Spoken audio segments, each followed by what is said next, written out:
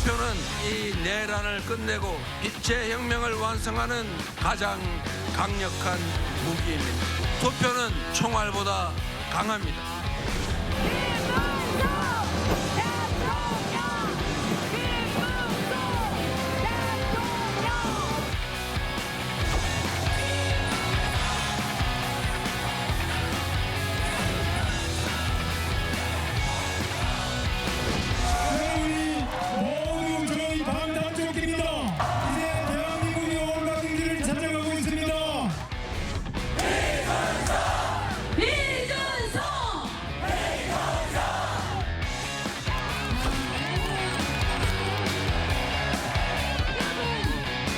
대구 경북의 젊음과 항상 대구 발전을 위해서 노력하겠습니다. 열심히 해서 여러분의 성원에 보답하겠습니다.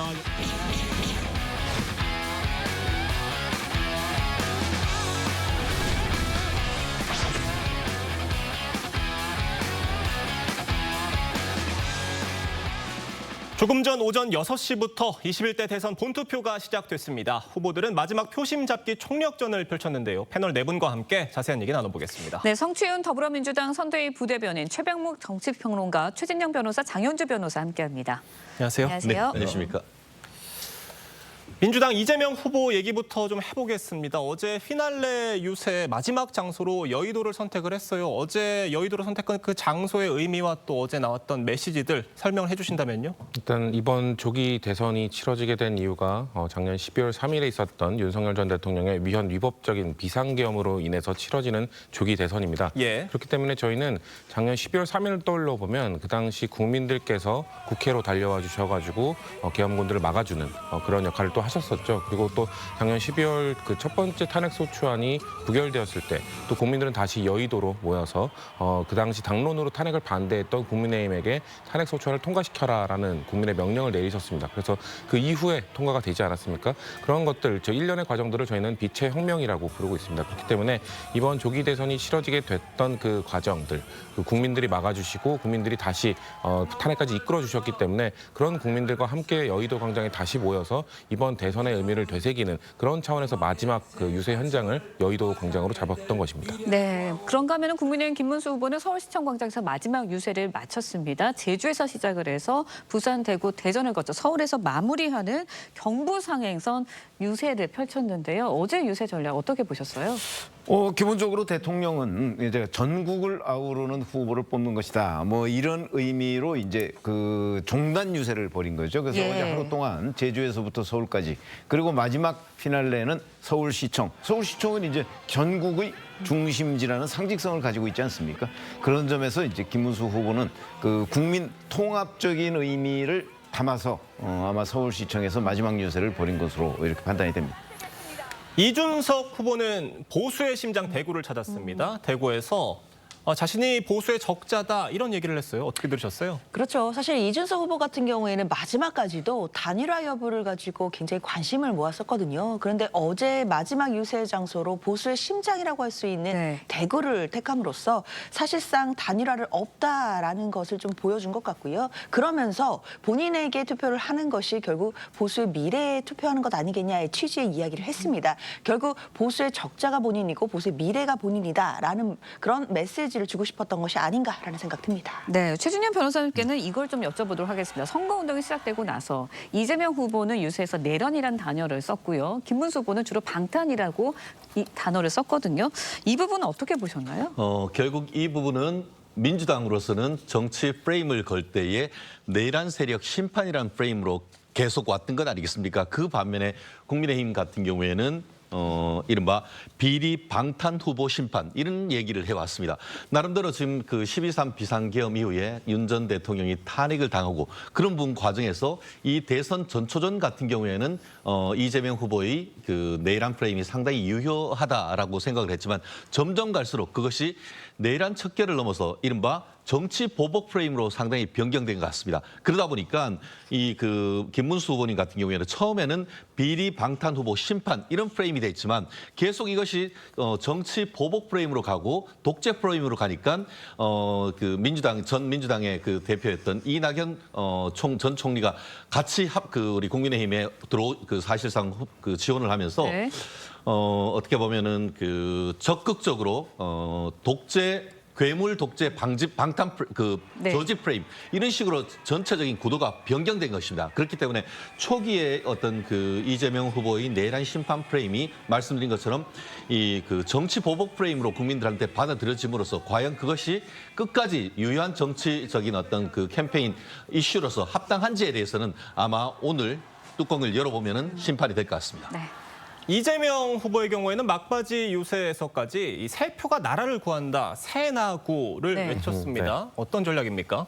실제 마지막 표를 행사해야 되는 건 아니겠습니까? 그러니까 사실 좀 과하게 이야기하면 지지율이라는 것은 허상에 불과합니다. 뭔가 이 실제 주권자가 투표장으로 향해서 표를 예. 행사할 때만이 실제 그 주권자의 권한이 위임되는 과정으로 이어지는 것이기 때문에 그런 것들을 강조하기 위해서 끝까지 표를 행사해야 된다. 단 혼자만 투표한다고 끝나는 것이 아니라 주변 사람에게 꼭 같이 투표하자. 이거 투표를 통해서 주권자의 권리를 행사하고 나라를 바꿔내자라는 연락을 좀 돌리자라는 차원에서 근데 10표까지 하면 예. 좋죠. 20표도 해도 좋습니다. 근데 너무 많으면 부담스러우니까 우리 당 차원에서는 적어도 주변 사람 3표까지 체크하는 선거운동을 이번 선거 기간 동안 딱 주변 사람 3표씩 체크하자는 차원에서 새나구 운동을 펼쳤던 것입니다. 네, 각 후보들의 유세 전 상황 짚어보고 있는데 김문수 후보 제주도 유세에서 제주도를 배경으로 한 드라마죠.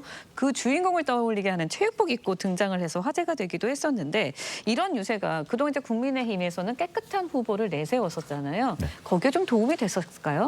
글쎄 깨끗한 후보의 이미지와 달리 사실은 제주도에서부터 서울까지 전국적인 유세를 하면서 각각 지역에 맞는 맞춤형 유세 전략을 저는 예. 취했다고 보거든요. 네. 예를 들어서 제주도 같으면 최근에 가장 유행한 폭삭 소가수다라는 그에 나온 양관식 후보 그 복장을 하고 지금 나온 거니까 아마 제주도의 유권자들은 저런 복장에 대해서 굉장히 익숙할 것이고 호감을 가질 것이다라는 전략 아래 이제 저런 선택을 한 거라고 보여지고요.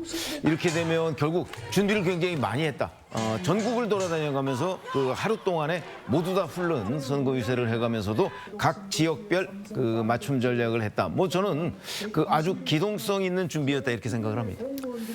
이준석 후보는요, 이번 유세 기간 내내 대학가 학생 식당을 찾아서 학식 먹기 운동을 참 열심히 했는데 어떻게 젊은 층 표심 얻기에 좀 도움이 됐을 것으로 보십니까? 사실 이준석 후보는 계속해서 본인이 젊은 정치인이다 이런 부분들을 강조하면서 주요 지지층이라고 할 수 있는 청년층들을 공략하기 위해서 학식 먹기라든지 이런 예. 행동들을 보여왔는데요. 결국 중요한 건 특히 젊은 층들 MZ 세대라고 하시는 분들 같은 경우에는 이준석 후보가 와서 학식을 먹는다라고 해서 바로 표심을 줄 것 같지는 않고요. 결국 중요한 건 어떤 후보가 청년층을 진짜로 위하고 또 어떤 후보가 정말 청년층을 위한 준비된 정책이 있는지 이런 부분들을 아마 찾아보고 따져보고 투표하지 않을까라는 생각도 듭니다. 네, 선거운동은 모두 끝이 났습니다. 이번 선거에서 중대 변수 중에 하나가 보수 진영 단일화였잖아요. 결국은 끝내 단일화는 없었거든요. 표심에 어떤 영향 미칠 거라고 관측하세요? 저는 단일화가 됐다고 봅니다. 네. 실질적으로 어제 시청에서 김문수 후보님이 최종 후보를 유세를 할 때도 네. 손학규 어떻게 보면 전 경기지사 민주당의 인사가 나오셨고 이어서는 민주당의 대표이신 이낙연 후보까지 나왔습니다. 한마디로 중도 보수 단일화가 실질적으로 이루어졌다라는 말씀을 드리고 싶고요. 지금 얘기하신 것은 이준석 후보와의 단일화 이 부분을 얘기를 했는데 단일화를 하면 좋지만 반드시 물리적인 단일화 하지 않는다 하더라도 사표 방지 심리로 인한 실질적인 심리적 단일화가 이루어졌다. 그리고 보통 많은 분들이 지금 이번 대선을 삼자구도 하는데 네. 그렇지 않습니다.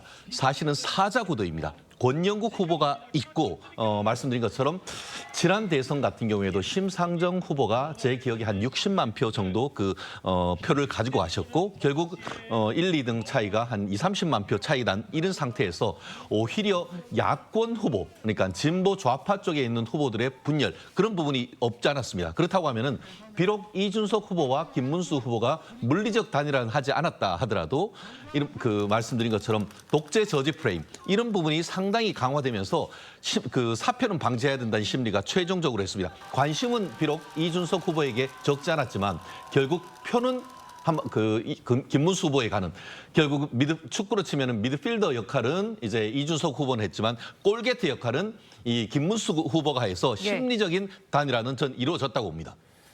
이번 선거운동 기간에 후보들 배우자의 행보도 주목이 됐었잖아요. 이 설난영 씨와 김혜경 씨의 행보가 대비가 됐다 이런 분석들도 있는데 각각의 행보는 뭐 캠프 나름의 전략이었겠습니다. 어떻게 평가하십니까? 저 일단 첫 번째로는 저희는 1등 후보와 2등 후보의 차이였다라고 봅니다. 1등 후보는 최대한 변수를 줄이고 조용한 선거운동을 하는 것이 전체적인 선거 전략이 될 수 있는 것이고요. 2등은 뭐 추격자 입장에서는 최대한 배우자도 사실상 후보급의 인지도를 갖고 있기 때문에 최대한 많은 곳을 훑으면서 추격하기 위한 차원에서 좀 설난영 여사는 조금 더 상대적으로 좀 적극적인 선거운동을 한 것으로 보이고요. 또 민주당 차원에서는 그 김건희 효과라고도 생각합니다. 왜냐하면 윤석열 정부에서 김건희 여사가 사실상 뭐 본인의 라인까지 만들어가면서 국정 운영에 관여했다라는 의혹들이 끊이지 않았었고 뭔가 그 구설수에서 항상 김건희 여사라는 이름이 항상 거론이 됐었기 때문에 국민들께서 이 그 대통령 후보자의 배우자가 갖는 부정적 이미지 아직도 갖고 계실 거라 생각하거든요. 그렇기 때문에 그런 차원에서 민주당은 배우자의 일정은 최대한 조용하고 하지만 뭐 배우자가 그렇다고 선거운동 안 할 수는 없기 때문에 조금 그 종교계나 이런 쪽을 찾는 쪽으로 전략을 취한 걸로 저희는 판단하고 있습니다. 최병목 군지는 어떻게 보셨습니까? 뭐 잘 아시다시피 사실은 김혜경 씨 경우에는 사법 리스크가 있잖아요. 공직선거법 기부행위 위반으로 벌금형을 선고받은 게 있습니다. 자, 이 부분 얼마 되지도 않았어요. 그렇기 때문에 김혜경 씨가 만약에 공개적으로 이재명 후보 지원에 나설 경우에 이재명 후보의 그 사법 리스크도 해소되지 않고 지금 그 여전히 그 진행형인데 거기다가 김혜경 씨까지 그런 이제 부분을 그 지적을 받으면 사실은 이게 저는 뭐 표에 도움이 될 리가 없다고 생각을 합니다. 그래서 뭐 이재명 후보로서는 당연히 김혜경 씨에 대해서 조용하고 외부로 드러나지 않고 특히 언론에 노출되지 않은 상태에서 선거를 지원할 수밖에 없는 불가피한 그 조건이 있는 거죠. 반면에 설난영 씨 경우에도 사실 조용히 선거 지원을 했었는데 그건 유시민 전 노무현 재단의 이사장이 불러낸 거 아니겠습니까? 공개적인 장소로. 그래서 불러낸 이후부터 설난영 씨가 공개적이고 노출된 선거운동을 하게 돼 있는 거죠. 저는 이것은 바로 유시민 씨가 불러낸 그 장면이다 이렇게 생각을 합니다. 네, 후보 배우자들의 행보도 좀 살펴봤고요. 투표를 하루 앞두고 전직 대통령의 행보도 살펴보도록 하겠습니다. 박근혜, 이명박 보수 진영의 두 전직 대통령 나란히 공개 행보에 나섰습니다. 지지층 결집에 도움이 될 거다라는 해석도 있고요. 중도층을 잡기에는 역부족이지 않냐 이런 해석도 있는데 어떻게 보셨어요? 그렇죠. 두 전직 대통령의 공개 행보 자체가 양날의 검처럼 작용할 것으로 보입니다. 그러니까 보수 진영에 있어서는 그 진영 결집 효과는 어느 정도는 나올 수 있겠다라는 생각은 드는데요. 그러나 그 중도층에 계신 국민들께는 소구력이 크지는 않을 것으로 보입니다. 오히려 악영향이 있을 수도 있겠다라는 생각이 드는데요. 그렇기 때문에 선거라는 것은 결국 자신들의 진영을 결집하는 것도 중요하겠지만 중도 외연 확장을 얼만큼 더 해낼 수 있느냐 이런 부분도 굉장히 중요한 부분이기 때문에 사실 두 전직 대통령이 공개 행보를 보여주는 것 이것 자체가 중도층에 계신 국민들께는 별로 좋은 영향력을 행사하지 않았을 것이다. 라고 보고 있습니다. 중도층엔 다소 좀 부정적인 영향이 있었을 거다 이런 말씀이신데 다만 어떤 지지층 결집에는 또 효과가 있었을 것이다라는 분석도 있습니다. 자유우파 결집을 넘어서 중도층 결집까지도 상당 부분 유효적절한 선거운동이었다라고 저는 평가합니다. 왜냐하면은 정치란 것은 핵심되는 어떻게 보면 그 핵심 코어가 있어야 됩니다. 그런데 이제 그 자유우파에 있어서는 아무래도 대구, 경북, 부산, 울산, 경남이 보수의 핵심이다라고 하지 않습니까? 실질적으로 지금 그 지난 대선 같은 경우에도 대구 경북 TK에서 압도적인 지지가 있었기 때문에 그 윤석열 전 대통령이 당선이 됐고 작년 총선 같은 경우에도 민주당이 부산에서 어떻게 부울경에서 돌풍을 일으킨다 했지만 뚜껑을 열어봤더니만 부산, 울산, 경남에서 국민의힘 후보들을 대거 당선시킴으로써 사실 나름대로 그 국민의힘의 생존을 했던 그런 부분입니다. 그런 상태에서 최근에 상대적으로 어떻게 보면 투표를 하지 않으려고 했던 그런 부분을 지금 그림에 나오는 박근혜 전 대통령이 그 호소를 하시고 또 이명박 전 대통령도 이게 청계천 복구 20주년을 기념을 해서 나와서 언론과 인터뷰를 함으로써 보수의 핵을 모으는데 상당 부분 역할을 합니다. 그리고 1인 3표 운동이라고 해서 보수층 같은 경우에도 본인도 투표를 하고 주위에 있는 사람들한테 3명한테 전화를 해서 투표소로 나오게 하는 이런 부분이 있기 때문에 이 상징적인 두 분의 어떤 역할 같은 경우에는 단순한 그 보수 결집뿐만 아니고 그런 부분을 핵으로 해서 중도층까지 한테도 투표장으로 나오게 하는 이런 효과가 있기 때문에 최종적으로 보긴 봐야 되겠습니다만 저는 개인적으로 봤을 때 이런 분들의 상징적인 역할, 사실 적지 않은 분들이 본인이 대선으로 직접 뽑았던 분들이기 때문에 그런 심리학에 있어서의 어떤 그 일관성 효과 이런 부분들이 충분히 중도층까지도 호소될 가능성이 높다고 봅니다. 네, 박근혜, 이명박 두 전직 대통령의 공개 행보가 있었던 반면에 문재인 전 대통령 특별한 행보 없이 31일 부산에서 세월호 잠수사를 다룬 영화를 관람을 했거든요. 민주당 캠프에서는 어떻게 보셨어요? 이건 뭐 문재인 전 대통령의 그냥 성품과 관련이 있다고 봅니다. 왜냐하면 그 22년에 청와대를 나오신 이후에 문재인 전 대통령의 행보를 보면 계속해서 뭔가 정치 관련 메시지를 직접적으로 뭐 내신 적은 별로 없습니다. 내더라도 정치 메시지는 최소화하고 아니면 간접적으로 뭔가 메시지를 내시면서 행보를 해오셨기 때문에 이번 선거 기간에 보인 문 전 대통령의 행보 역시 그 시종일관 그 보였던 거기에 연장선상에 있다고 보고요. 그리고 말씀하신 것처럼 지금 보수 진영은 조금 더 결집해야 되는 상황이기 때문에 전직 대통령들이 또 적극적으로 나섰던 것도 있고 민주당의 전략에는 좀 중도층 확보에 뭐 방점이 찍혀 있기 때문에 아무래도 전직 대통령보다는 앞으로 민주당이 어떻게 하겠다라는 비전을 보여드리는 게 더 선거 전략이 좋기 때문에 그런 차원에서 문재인 전 대통령이 조금 더 소극적으로 조금 그 조용한 행보를 해주신 걸로 저희는 보고 있습니다. 네, 전직 대통령들까지 나서서 어떤 투표 동료 이런 움직임을 보였는데 이번 대선 최종 투표율이 좀 어느 정도 될 것으로 보십니까? 되게 80%가 넘느냐 마느냐가 관전 포인트일 것이다 이런 얘기들도 있는데 지난 대선 투표율이 77%였어요. 아니 첫 번째 관문은 지난 대선 투표율인 77.1%를 넘느냐 넘지 않느냐가 첫 번째 관문이 될 것이고요. 만약에 넘는다면 80% 정도가 될 것이냐 말 것이냐. 왜냐하면 사실은 지난 대선이 77.1이고요. 네. 그 2017년 대선이 77.2%였습니다. 그러니까 77%대에서 이렇게 그 좀 뭐 정체 상태를 보였거든요. 최근에 대선 투표율이. 그러니까 이번에는 이제 34.74%라는 사전 투표율. 이게 지난 2022년의 사전 투표율보다 조금 떨어졌어요. 이렇게 되면 결국 전체적인 흐름을 보면 근데 이제 중간에 중앙선관위에 투표 관리 부실이 드러나면서 이제 그 사전 투표율이 좀 꺾였는데 이런 것들을 보면 그만큼 이번 본 투표율에서 이제 만회하고도 남는다 뭐 이런 주장도 있고 그렇지 않은 주장도 있고 한데 뭐 예측이 좀 어렵긴 합니다만은 저는 개인적으로 아마 이제 많이 그 지난 사전 투표율이 좀 꺾였기 때문에 사전 투표를 하려고 준비했던 사람들은 이번 본 투표에 나갈 것이다 이런 예상을 해보면 결국 지난 투표율은 넘을 것이다. 그러니까 77.1%는 넘고 거의 80%에 육박하지 않을까 이렇게 조심스럽게 전망을 합니다. 네, 알겠습니다. 저희가 리포트 보시고 대선 관련 대담 이어가도록 하겠습니다. 민주당 이재명 후보가 대법원이 공직선거법 사건을 파기환송 결정한 것에 대해 언급한 발언이 논란입니다. 네, 원래는 대법원이 기각으로 정리해주는 쪽이었는데 갑자기 기류가 바뀌었다는 취지로 말을 한 겁니다. 국민의힘은 이 후보 발언이 사실이라면 사법농단이라고 주장했습니다. 장세희 기자의 보도입니다. 김어준 씨의 유튜브 채널에 출연한 이재명 후보는 자신의 공직선거법 재판 결과를 전혀 예측하지 못했다고 말했습니다. 대법원 쪽에 저한테 직접은 안 오지만 이 소통들이 일부잖아요. 빨리 기각해 주자. 깔끔하게. 그랬다고 해요. 그런데 어느 날 바뀌었대요. 갑자기. 당초 기각 결정이 날 것으로 파악했지만 어느 순간 기류가 바뀌었단 겁니다. 정말 황당무계했다며 사법부에 대한 신뢰도가 떨어졌다고도 했습니다. 근데 여전히 신뢰를 해요. 근데 그 신뢰도가 좀 떨어지긴 했죠. 증거가 6만 쪽이에요. 그래서 그걸 이틀 동안 봤냐 얘기를 줘. 불가능하죠. 이 후보는 언론의 가짜뉴스에도 엄정 대응하겠다고 강조했습니다. 언론 보호 못지않게 악의적 가짜뉴스를 만들거나 조작 왜곡하는 일엔 특별한 제재를 가해야 한다는 겁니다. 국민의힘 김문수 후보는 대법원에 내통자가 있다는 실토냐며 사실일 경우에는 심각한 헌정질서 붕괴, 사법농단이라고 공세를 폈습니다. 국민의힘도 대법원이 입장을 밝혀야 한다고 주장했습니다. 헌법을 유린한 권력자의 범죄 자백이기 때문입니다. 누가 대법원 내부 정보를 줬습니까?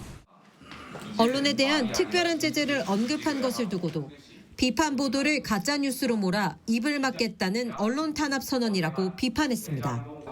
TV조선 장세입니다. 국민의힘에선 대선을 하루 앞둔 어제까지도 윤석열 전 대통령 탄핵을 놓고 이견이 노출됐습니다. 네, 김용태 비대위원장의 탄핵 반대 당론 무효화 방침에 윤상현 의원이 공개적으로 반대 입장을 낸 건데 내부 통합이 안 되고 있다는 지적입니다. 최민식 기자의 보도입니다. 김용태 비대위원장은 헌법재판소에서 위헌 판단을 받았으니 탄핵 반대 당론도 무효화돼야 한다고 말했습니다. 선거 막판 중도층을 겨냥해 탄핵의 강을 확실히 건너야 한다고 재차 강조한 겁니다. 그러자 친윤 중진 윤상현 의원은 탄핵 반대 당론은 자유민주주의 체제를 지켜내기 위한 마지막 방어선이었다며 선거만 바라보며 당의 정체성을 포기하면 당 뿌리가 흔들린다며 반대 입장을 냈습니다. 이에 김 비대위원장은 그 뿌리는 뽑아도 된다며 재차 선을 그었습니다.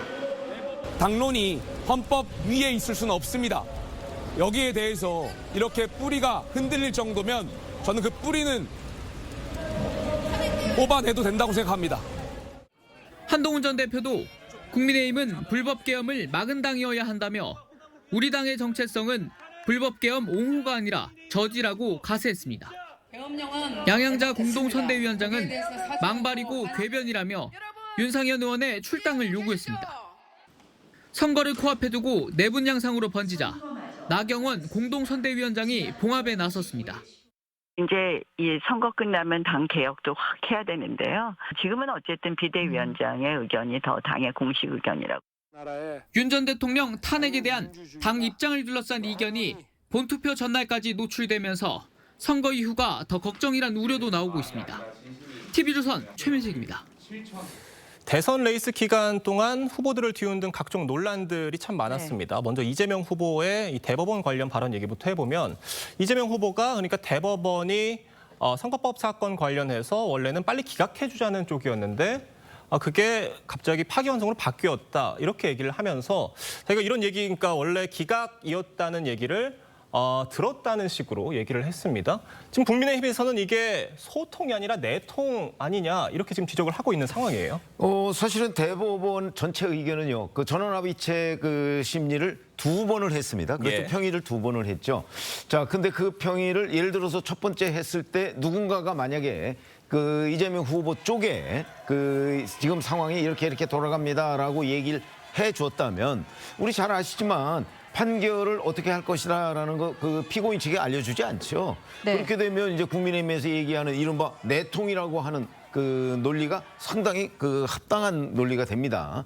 근데 그렇지 않고 뭐 다른 과정을 통해서 뭐 어떻게 들었다 내지는 이재명 후보의 저 그 주장 자체가 사실과는 좀 거리가 있다. 이렇게 되면 또 완전히 다른 얘기가 되는 거기 때문에 예. 저는 이재명 후보가 얘기한 것이 과연 그 정말 사실에 부합한 근거 있는 얘기냐 여부부터 한번 따져봐야 된다고 생각을 합니다. 그래서 저 부분은 이재명 후보가 다른 정치적 의도를 가지고 저 얘기를 했을 수도 있고 예. 그렇기 때문에 지금 정치적 공방 차원에서 적어도 사실이라는 전제에 얘기하는 거는 조금 무리가 있다.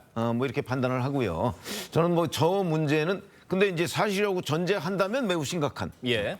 이런 상황이 되기 때문에 조금 더 좀 따져볼 여지가 있는데 지금 뭐 당장 그 투표를 해야 되는 마당에서 지금 저는 뭐 정치적 공방 외에는 별 의미가 없다 뭐 이런 얘기가 있습니다. 다만 이재명 후보가 그러니까 대선 전날에 저 얘기를 하면서 이게 어떤 특종이다라는 식으로 이렇게 표현을 한 부분에 대해서 그러니까 어떤 의도가 이재명 있다고 후보가 저 예. 파장을 잘 모르고 발언했을 리가 없거든요. 예. 그렇기 때문에 저는 충분히 예상하고 의도적으로 발언을 했다고 봅니다. 그런 점에서 본다면 저는 사실과 거리가 있는 다른 정치적 의도가 있을 가능성 쪽에 오히려 저 개인적으로는 무게를 두고 있습니다. 네, 의도적인 발언이었을 것이다 이야기를 해주셨는데 일단은 이번 사안은 그동안 이제 선거 기간 내내 법원의 정치 개입 논란, 민주당의 뭐 사법부 압박 논란 계속 이어졌던 사안이거든요.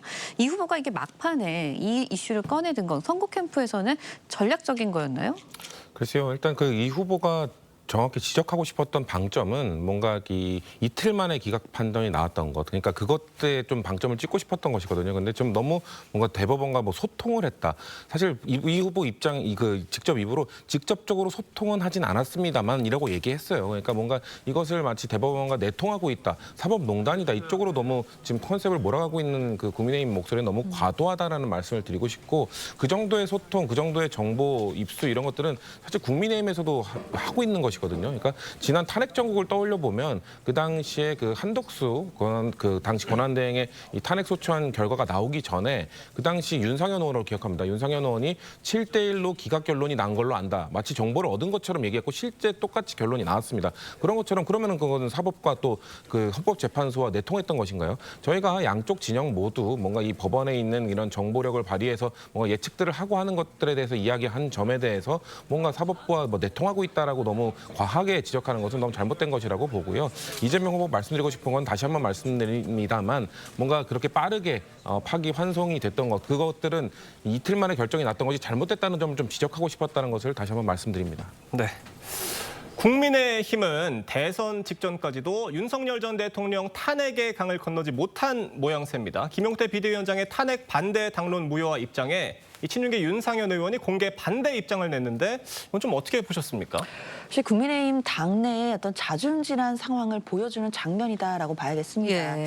일단 김용태 비대위원장이 탄핵을 반대하는 당론을 무효하겠다라고 했는데 이것 자체가 크게 실익이 없다라고 평가됩니다. 이미 윤석열 전 대통령은 탄핵이 됐고 그리고 오늘 조기 대선이 치러지는 중 아닙니까? 네. 그런 상황에서 이제 와서 탄핵에 반대했던 당론을 무효화하는 것 자체가 국민들 보시기에 어떤 의미가 있을까라는 생각이 들고 그렇기 때문에 좀 공허한 메시지가 아닌가라는 생각이 들었는데요.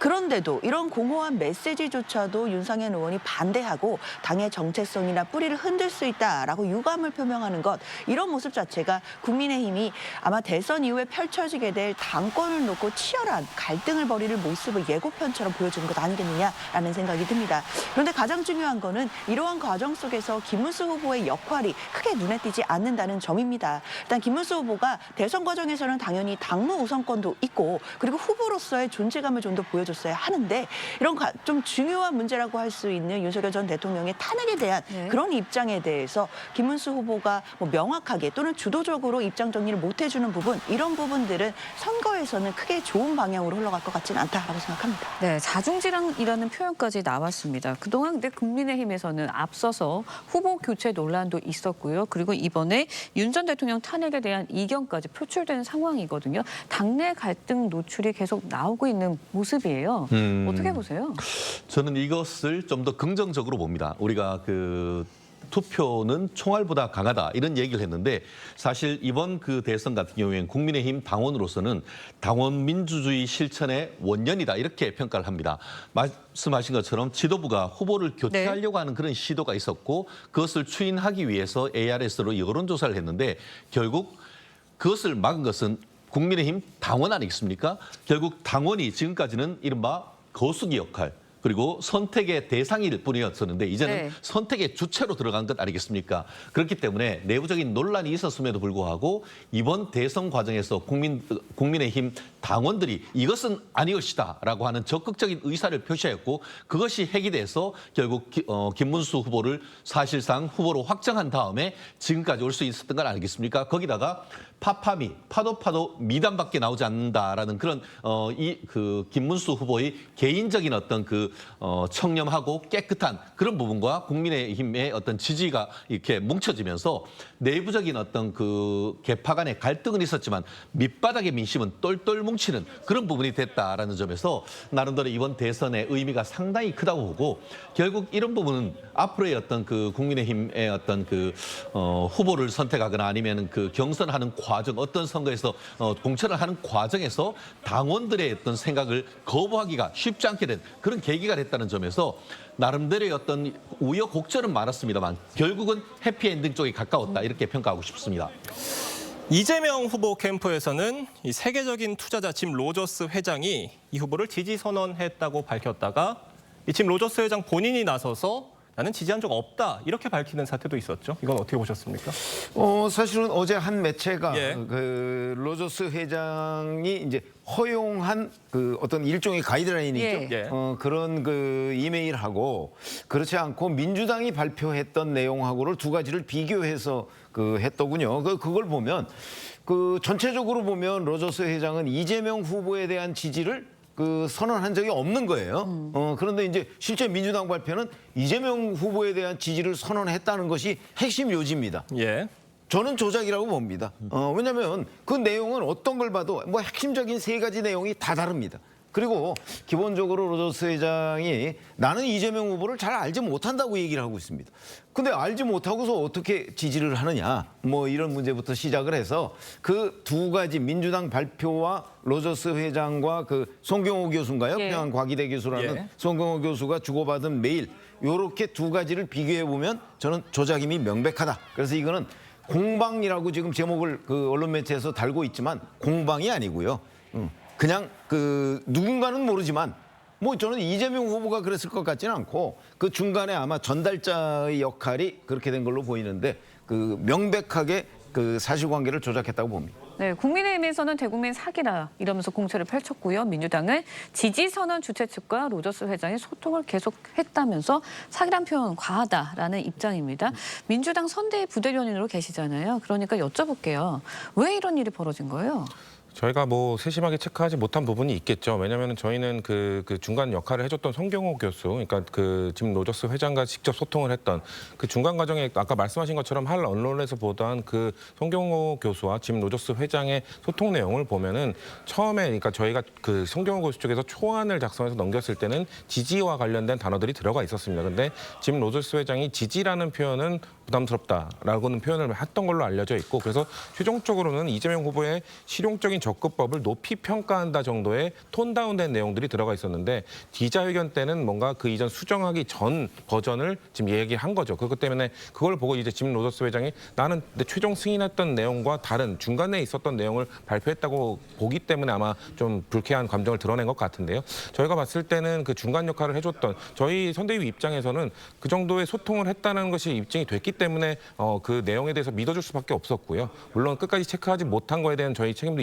있겠습니다만 또 중간 과정 역할을 해줬던 분들이 왜 최종안이 아닌 중간에 소통되고 있던 중간한 내용을 발표했는지에 대해서는 좀 더 국민들께 설명을 해주실 필요는 있다고 생각합니다. 네, 그러면 추가로 질문 드릴게요. 이재명 후보도 이런 사실을 뭐 인지하고 있었던 건가요? 그렇죠. 그러니까 그 뭐 내용을 뭐 전부 다 봤다기보다는 그리고 또 소통 내용을 다 소통 과정을 다 100% 보진 못했겠죠. 아마도 송경호 교수란 분 그리고 김진양 이사장이라는 분이 아무튼 김진양 이사장은 이전부터 민주당에서 활동을 하셨던 분이기 때문에 지금 로저스 회장과 소통을 했고 그걸 통해서 이 결론이 나왔다라고 했기 때문에 아 지지선을 해줬구나라는 그 팩트만 전달받으신 거고 그 지금 아마 논란 속에서도 왜 이런 일이 발생했는지에 대해서는 아마 이해를 잘 못하실 겁니다. 왜냐하면 당연히 중간 과정에 있는 사람들을 신뢰하고 그 사람들이 전달해준 내용을 저희는 믿고 그것을 공개했던 것인데 그것이 중간 과정에 있었던 내용들이 좀 생략된 상태로 뭔가 중간 과정 수정한 전 내용들이 지금 발표된 것이기 때문에 그거에 대해서는 후보도 100% 인지하지 못하고 있었다라는 말씀드립니다. 네.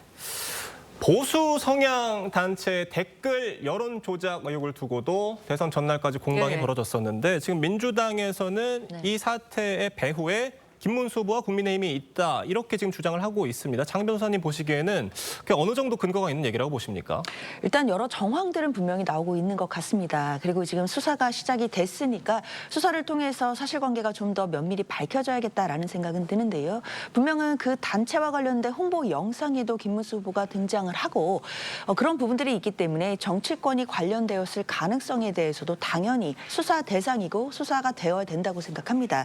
특히나 관련해서 이 댓글 작업이 조직적으로 이루어졌거나 또는 지시가 있었다라고 한다면 특히 또 언론 보도에 따르면 뭐 총알이라고 표현되는 아이디가 제공된 정황까지도 나오고 있습니다. 이런 부분들이 수사를 통해 사실로 드러나게 된다라고 한다면 이런 부분들은 진영 여부를 떠나서 당연히 엄중히 책임을 물어야 될 사안이라고 생각합니다. 당연히 선거 과정에서 이런 댓글 공작이나 조작이 있었다라고 한다면 민주주의에 대한 도전이라고 볼 수 있기 때문에요. 이런 건 진영의 문제를 떠나서 사법 처리가 반드시 필요하다고 생각합니다. 네, 교육부와 경찰 이제 관련성 여부에 대해서 조사 수사에 착수를 했습니다. 핵심은 국민의힘 김문수 후보 측이 실제로 관여했는지 이 부분인 것 같아요. 이게 대선 이후에 파장이 또 얼마나 일어날지 여기도 관심이 쏠리는데 어떻게 보세요? 두 가지 측면에서 이 부분은 봐야 된다고 봅니다. 첫 번째, 실체적으로 그와 같은 일이 있었느냐. 의혹 제기만 했지 사실상 뚜껑을 열어보면 아무것도 없는 케이스가 지난 대선 과정에서 있었지 않습니까? 신학님 하고 김만배 둘 사이에